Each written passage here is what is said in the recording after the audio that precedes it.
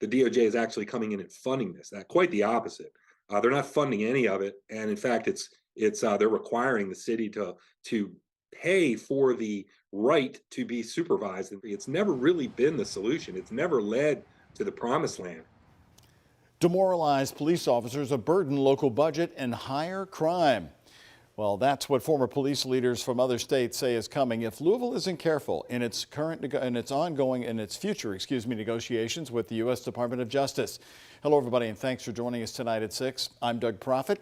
WHS 11's Isaiah Kim Martinez has been interviewing folks for the complete story of this upcoming consent decree and the negotiation, including one man who was involved in negotiating one. And really, Isaiah, this perspective is important because we never really heard that you can push back on some of these negotiations and create your own path. Well, Doug, we talked about this court-monitored agreement that will be happening for weeks now.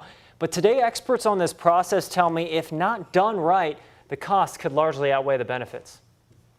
Louisville's mayor has said previously that the city will use the DOJ's findings as a framework to improve the police department. But some in the community aren't convinced it's the route to go. The people have lost faith that LMPD and Louisville Metro government will enter these negotiations with the people in mind. This week, a new group called the People's Consent Decree Coalition pushed back against the idea of investing more city dollars toward federally mandated police reform. But based on Metro Council's $8 to $10 million annual projection, that's exactly what Louisville is bracing itself to do. They're expensive, they're time consuming, and as a result, the community doesn't actually see anything change for many, many years, if at all. Jason Johnson is the former deputy commissioner of the Baltimore Police Department, helping them negotiate their consent decree years ago. After the DOJ report dropped, Johnson wrote this op-ed. He writes, based on his experience, that these agreements are often ineffective at fixing root issues long term. Instead, he says the result is losing more officers, hits to the local budget, and years under federal observation with no clear end. Johnson says cities like Baltimore have actually seen violence increase after the fact. Now he's warning Louisville leaders to be cautious on what they agree to. Really focus on if the concern is excessive force. Really focus on that. Focus on things like training and supervision and hiring. And it's when we try to do too much at one time that you just cannot get any traction. Meanwhile, Ernest Freestone, a former New Jersey police sergeant who now lives in Louisville, also shares concern. They'll tell you that, it's going to be rainbows and unicorns. And for a certain point in time, it might be. But it's only one of the options that Louisville can go down.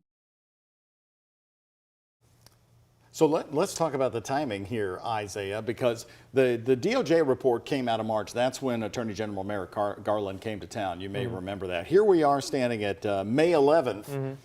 The negotiations on this with local county attorney Mike O'Connell haven't even started yet. No, they haven't. And actually, we talk about the DOJ meeting with community members here.